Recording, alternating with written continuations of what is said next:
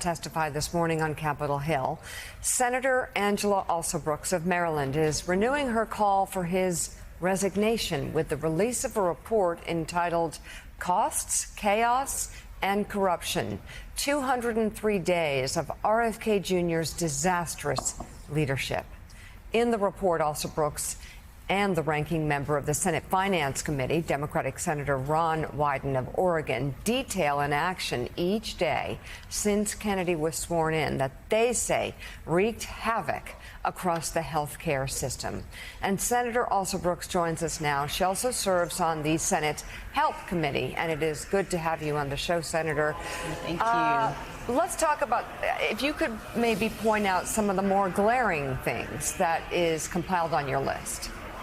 Well, you know, we mentioned, again, 203 days, starting with the firing we now have 20,000 jobs that have been eliminated from Health and Human Services, including 3,000 working scientists.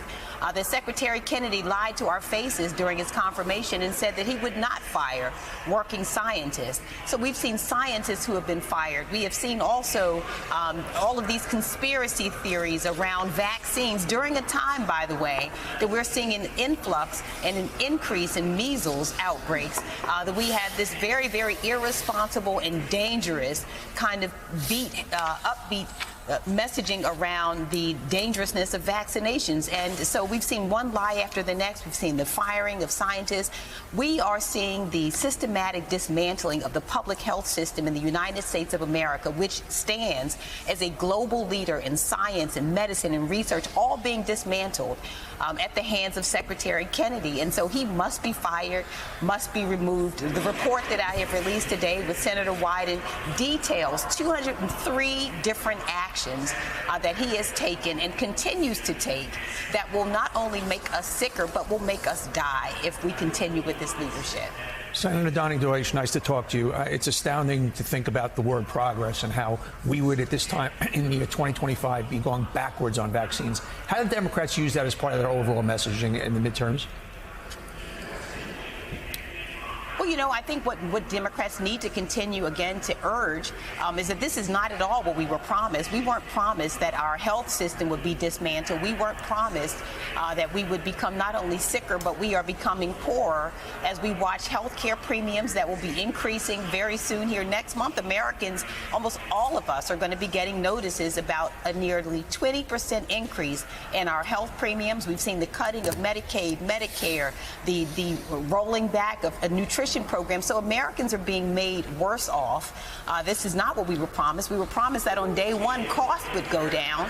We haven't seen that. So the wrecking of our economy here, we've seen our health care. So we're poorer, sicker, and just this is an absolute attack on the average American family, and it's being done systematically. And I believe that this is something that affects everyone. It doesn't matter, Republicans, Democrats, independents, the health professionals who come in every day and work on our behalf don't care who the president is. They are working on behalf of the American people, and they have been attacked, fired, and we are being left worse off because of it. Senator, good morning. It's always interesting in this era of Donald Trump to hear what Republicans say publicly versus what they say privately. And you have the privilege of serving with a lot of Republicans and having private conversations with them. We know that people like Dr. Cassidy, Senator Cassidy, know that Robert F. Kennedy Jr. is not qualified for this job, that he doesn't use science, he uses conspiracies, he uses his own personal whims to make policy. So what are Republicans saying to you behind the scenes about RFK Jr.?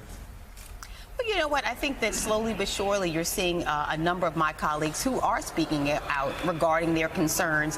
They have also said so publicly, some of them. During his hearing, I think that Senator Cassidy did express some reservations regarding Secretary Kennedy's positions on vaccinations, and that's where Secretary Kennedy lied, said that he would not remove the people from the vaccination panel that he then went on to remove. He lied and said that there were no working scientists who he would fire. So he's lied to all of our our faces.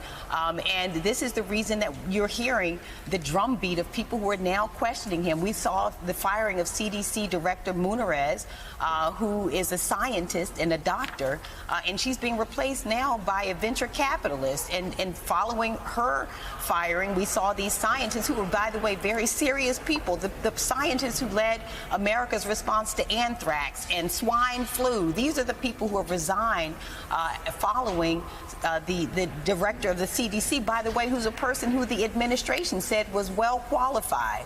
Was a person who was up to the job, and because she didn't go along with RFK Jr.'s conspiracy theories and quack kind of pseudoscience, she was fired.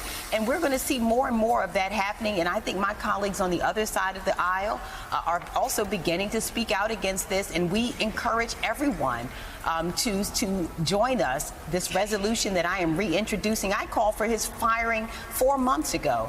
I knew that this is where we were going. I knew it, by the way, in the very first hearing that I had with Secretary Kennedy, who told me to my face when I spoke to him that when I questioned him, and he said he's going to replace bad scientists with good scientists. This guy is dangerous for America and has to be fired or removed immediately. And my resolution that I reintroduced today is calling for that exact thing that I've been calling for the last 4 months. He has to go. Has to go.